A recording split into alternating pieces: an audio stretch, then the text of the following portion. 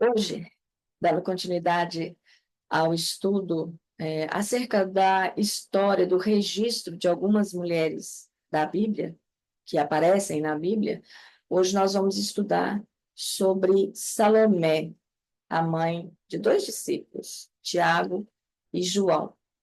E o texto bíblico que nós vamos meditar está em Mateus 20, de 20 a 28. Diz o seguinte, acompanha aí na sua Bíblia. Então, se chegou a ele Jesus, né? A mulher de Zebedeu com seus filhos, e adorando-o, pediu um favor. Perguntou-lhe ele, que queres? Ela respondeu, manda que no teu reino estes meus dois filhos se assentem, um à tua direita e outro à tua esquerda. Mas Jesus respondeu, não sabeis o que pedis. Podeis vós beber o cálice que eu estou para beber? Se dirigindo aos discípulos, né? A Tiago e João. Responderam-lhe, podemos. Então lhes disse, bebereis o meu cálice, mas o assentar-se à minha direita e à minha esquerda não me compete concedê-lo. É, porém, para aqueles a quem está preparado por meu Pai. Ora, ouvindo isso, os dez outros discípulos, indignaram-se contra os dois irmãos. Então Jesus, chamando-os, disse, sabeis que os governadores dos povos os dominam e que os maiorais exercem autoridade sobre eles. Não é assim entre vós. Pelo contrário, quem quiser tornar-se grande entre vós, será esse o que vos sirva. E quem quiser ser o primeiro entre vós, será vosso servo, tal como o Filho do Homem, que não veio para ser servido, mas para servir e dar a sua vida em resgate por muitos. Então, aqui nós temos o registro de um pedido que foi feito pela esposa de Zebedeu, como o versículo 20 aponta, e depois em outros textos bíblicos, que daqui a pouco nós vamos ver, aponta que é Salomé.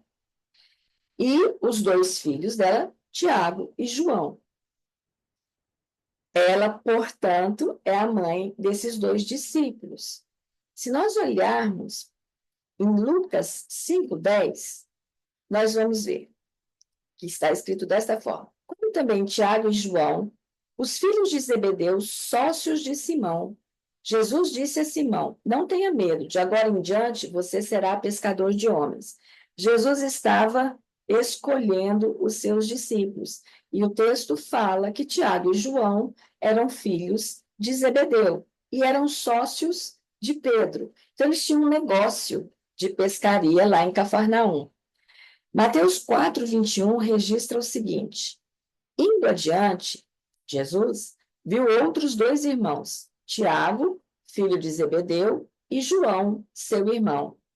Eles estavam num barco com seu pai, Zebedeu, preparando as suas redes. Jesus os chamou. Vejam que Jesus escolhe Tiago e João, os chama, mas o pai fica. Então, é mais um texto que demonstra que eles tinham ali um negócio de pesca. Mateus 4:22 continua e diz, e eles, Tiago e João, deixando imediatamente seu pai e o barco, o seguiram Jesus. Nós vemos também, em outros textos, que Salomé estava na crucificação de Jesus. Em Mateus 27, 55 e 56, diz o seguinte, estavam ali no momento da crucificação, muitas mulheres, observando de longe, eram as que vinham seguindo Jesus desde a Galileia para o servirem. Lembra que nós estudamos nas sextas passadas que muitas mulheres seguiam Jesus, aprendiam com Jesus, e agora algumas dessas mulheres estavam ali. No versículo 56 diz, entre elas estava Maria Madalena, Maria, mãe de Tiago de José, e a mulher de Zebedeu. Aqui, neste texto, se refere apenas como mulher de Zebedeu. Mas se nós formos em Marcos 15, 40 a 41, diz o seguinte: o mesmo contexto da crucificação. Algumas mulheres estavam observando de longe. Entre elas estavam Maria Madalena, Salomé e Maria, mãe de Tiago, o mais jovem. Não é o Tiago que nós estamos tratando aqui, e de José. Na Galiléia, elas tinham seguido e servido a Jesus. Muitas outras mulheres que tinham subido com ele para Jerusalém também estavam ali.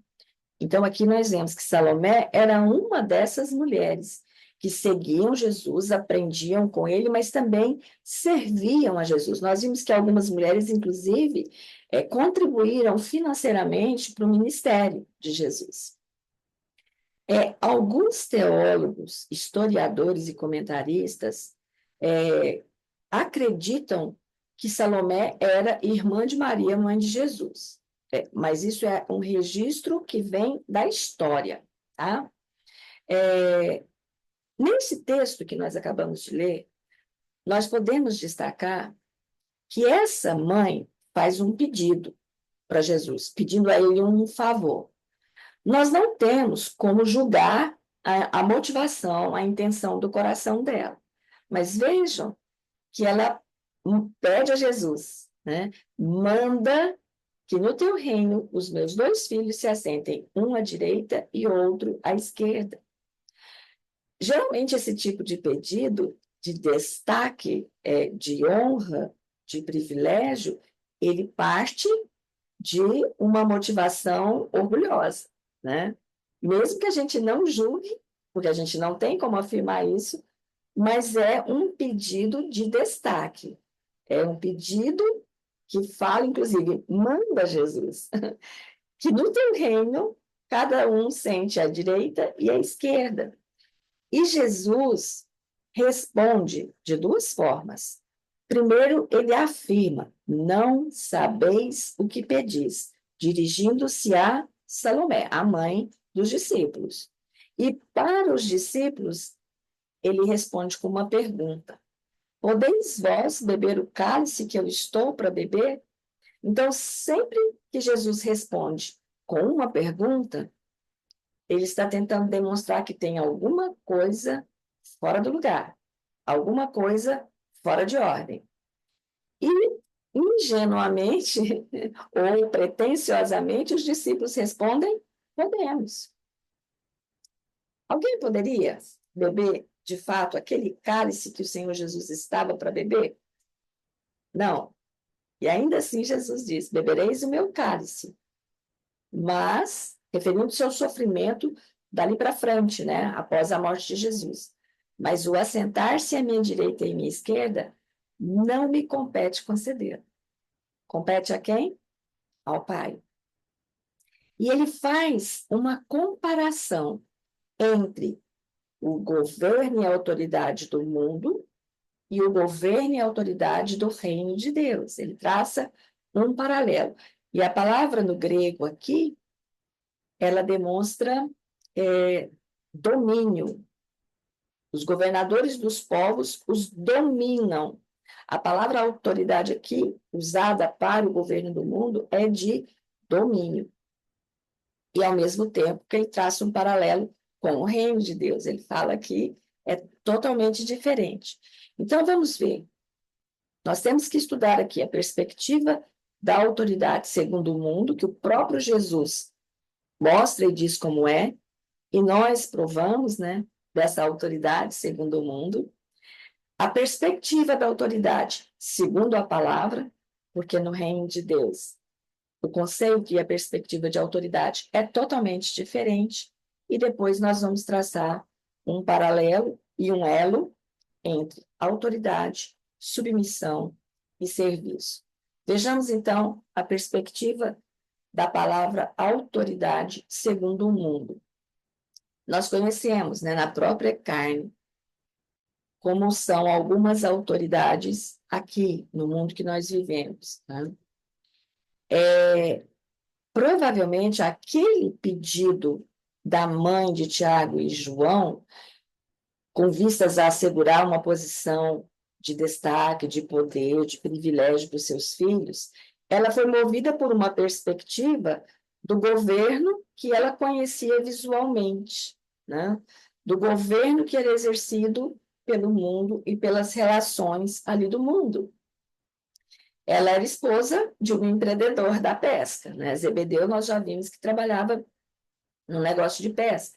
Então, provavelmente, a perspectiva que ela tinha, apesar de ser uma mulher que seguia e servia ao Senhor Jesus, essa inclinação natural dela a fez fazer esse pedido, né? Nós não podemos julgar a motivação dela, mas tudo indica que partiu de uma motivação, de uma inclinação natural que todos nós temos. A nossa inclinação natural é desejar posições de destaque, posições de honra, né? E isso, no mundo, é uma coisa que é, inclusive, normalizada, né? As autoridades buscarem benefício próprio no exercício da função ou do cargo, de uma certa forma, é até normalizada, porque é tão comum e tão corriqueira. Então, o mundo, ele governa sobre essa perspectiva, né? O governo servir a si mesmo, né? Aquela própria autoridade, dominar, exercer o domínio sobre as pessoas e comercializar, barganhar poder. E eu já tinha dito antes que o termo grego utilizado aqui no texto caracterizava uma forma de governar opressora, dominadora. E Jesus adverte no texto esta mulher quanto à perspectiva equivocada que ela estava tendo. E ele diz: não sabeis o que pedis. E nós já dissemos também que a resposta de Jesus em forma de pergunta tem o propósito de mostrar que alguma coisa ali está fora de ordem. E ele coloca ordem nesse caos de perspectiva, né? Ele responde: não sabeis o que pedis. Podeis vós beber o cálice que estou para beber? Ele se refere exatamente à cruz, né? E eles responderam que podiam. Mas a gente observou, inclusive, ao longo dos estudos passados, que eles ficaram amedrontados depois de todo aquele episódio e se esconderam, né? Mas Jesus também destaca que no mundo o governo é desta forma, busca o benefício próprio. E aqui, quando eu falo governo, mas eu estou falando de qualquer tipo de autoridade, tá? Porque todos nós exercemos em alguma situação ou em alguma parcela autoridade. Na nossa casa, nós exercemos autoridade sobre os nossos filhos, né? O nosso esposo exerce a sua autoridade de sacerdote, de chefe da casa. Se nós trabalhamos e lideramos uma equipe, no nosso trabalho secular, nós exercemos autoridade sobre aquelas pessoas. Então, não é apenas governo do executivo, não. Todos nós, em alguma escala, nós exercemos a autoridade sobre pessoas.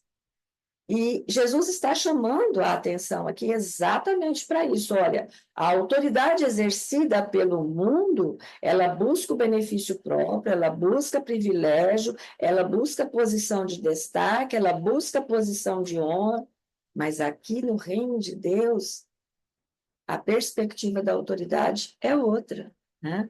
E as escrituras, neste texto e em tantos outros, retratam a verdadeira natureza da autoridade, porque no reino de Deus, a perspectiva de autoridade é completamente diferente. O próprio Jesus estabelece aqui.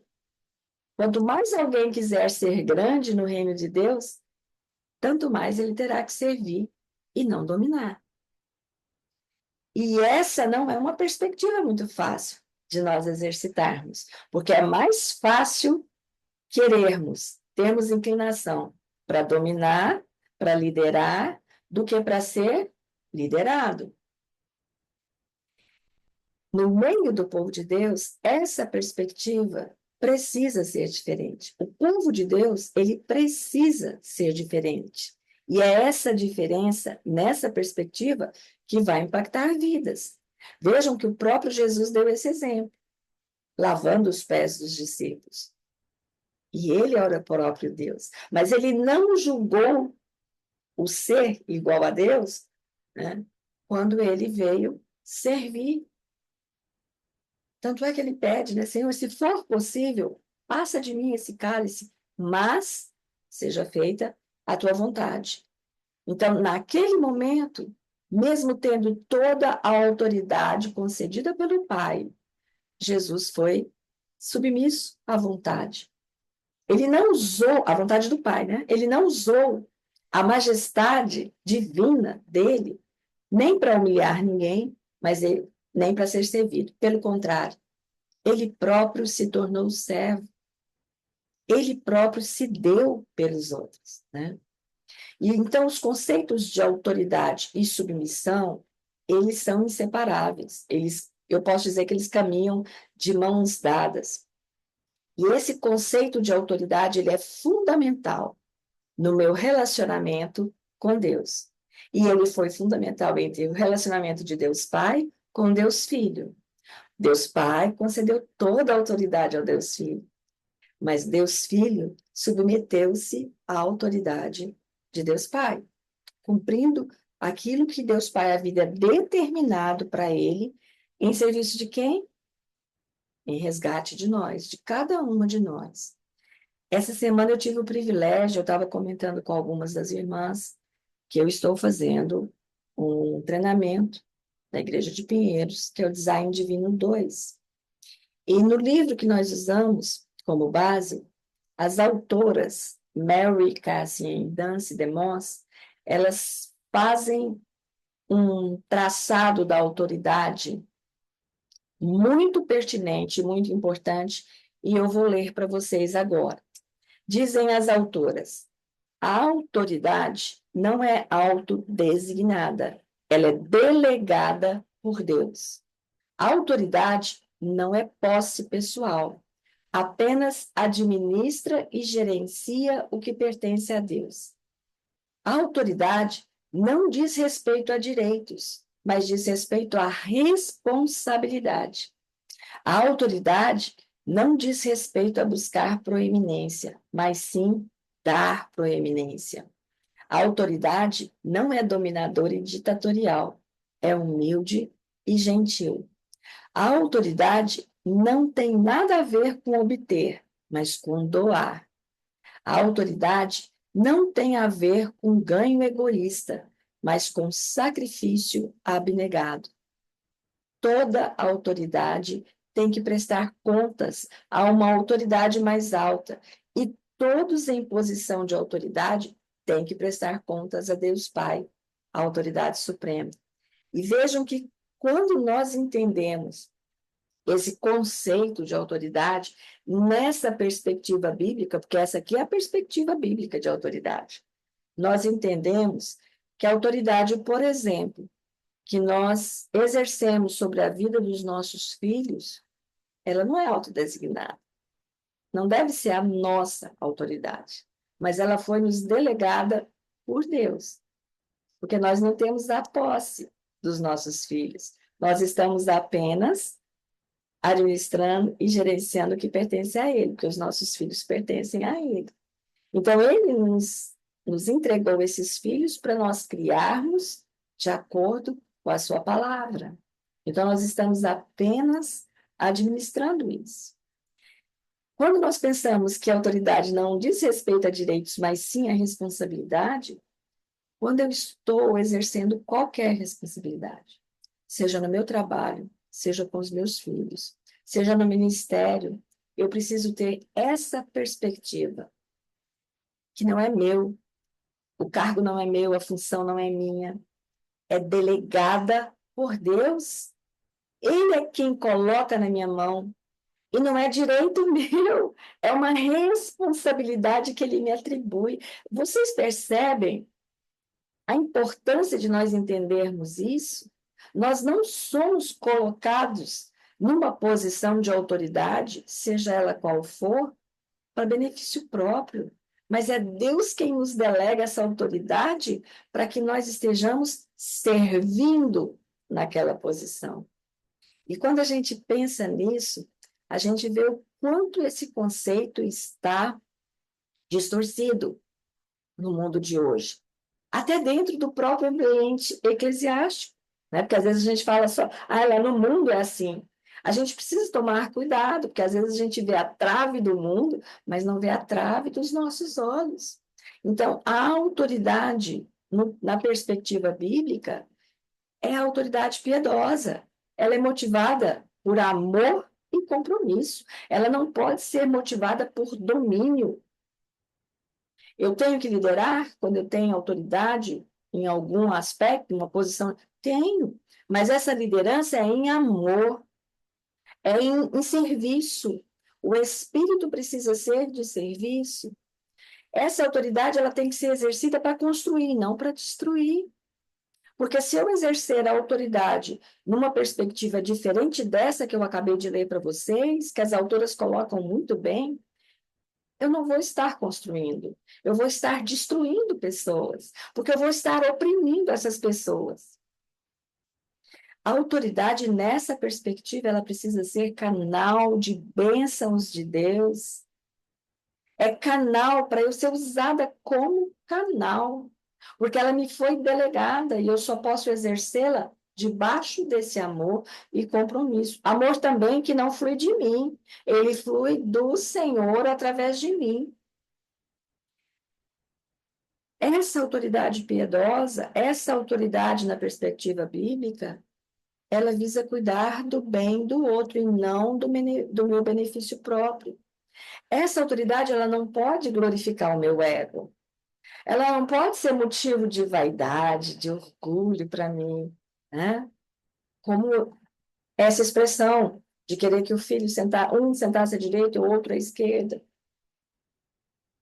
A glória não é para o meu ego, não é porque eu estou numa posição de autoridade, mas a glória do exercício daquela autoridade deve apontar para o Senhor. Ela precisa refletir o caráter de Deus.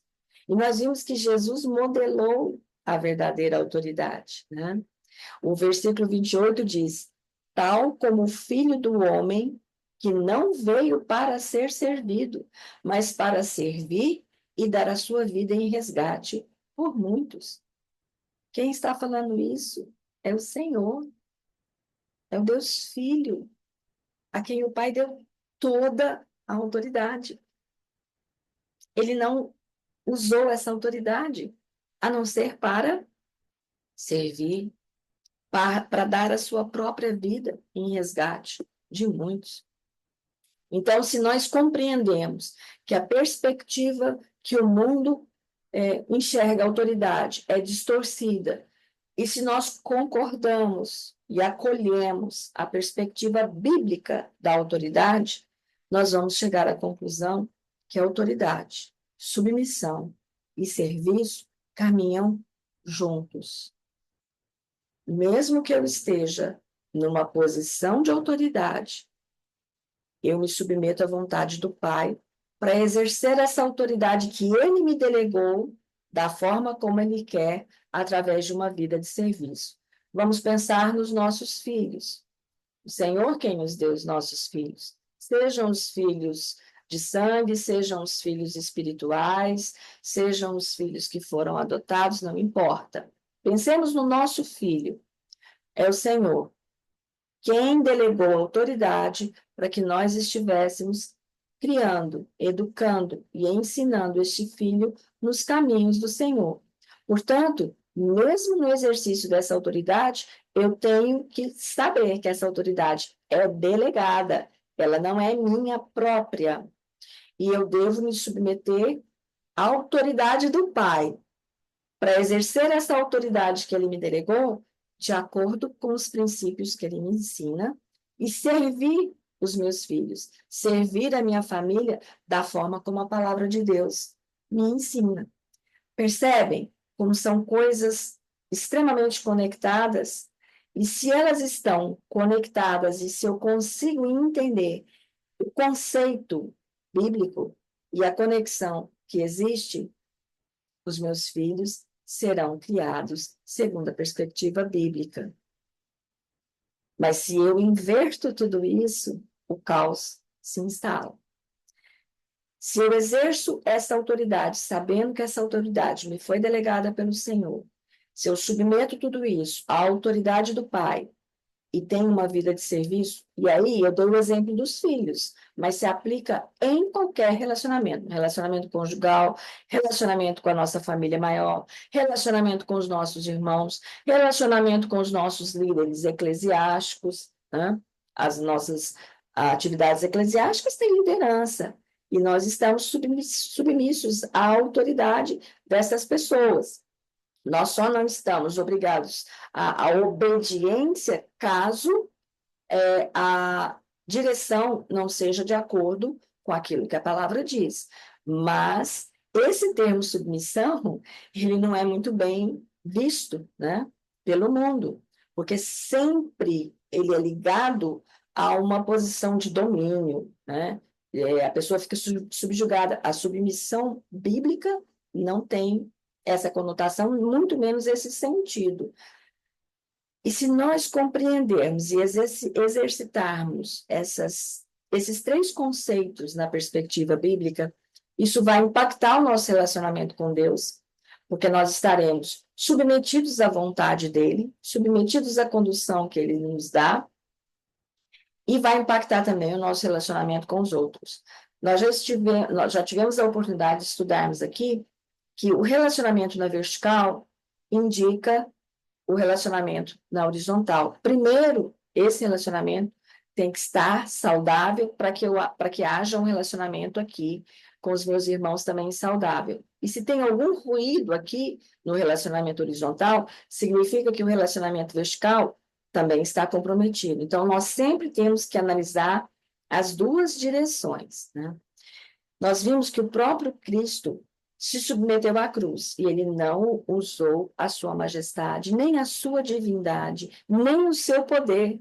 Nós estamos falando de alguém que fez muitos milagres, que manifestou o seu poder, e nós tivemos a oportunidade de estudarmos em sextas passadas várias manifestações desse poder, mas ele não usou esse poder para exercer uma autoridade diferente daquela para que ele estava direcionado. Ele submeteu-se à autoridade do Pai e ele direcionou-se para a obra da redenção.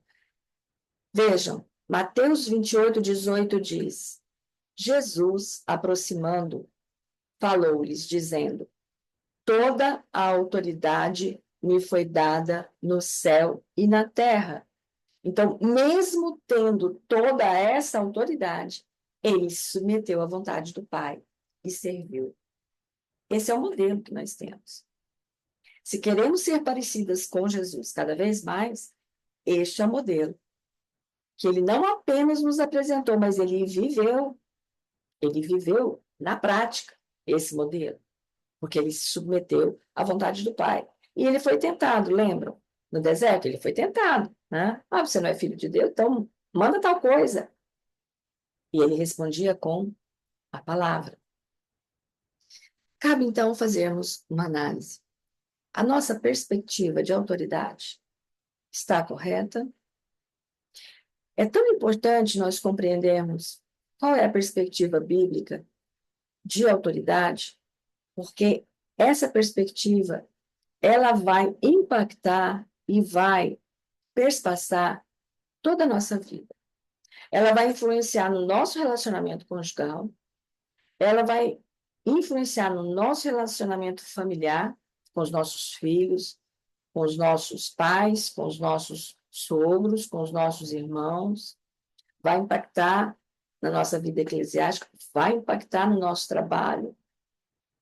Nós precisamos mostrar essa perspectiva nas nossas próprias vidas, porque é isso que vai impactar o mundo. Vejam que Jesus vai na contracultura. Ele explica como era o governo, como era a autoridade do mundo, mas ele diz aqui, no reino de Deus, é o extremo oposto. Aqui é serviço. Quem quer ser o maior tem que servir mais ainda. A nossa perspectiva de submissão, ela está alinhada com a visão bíblica?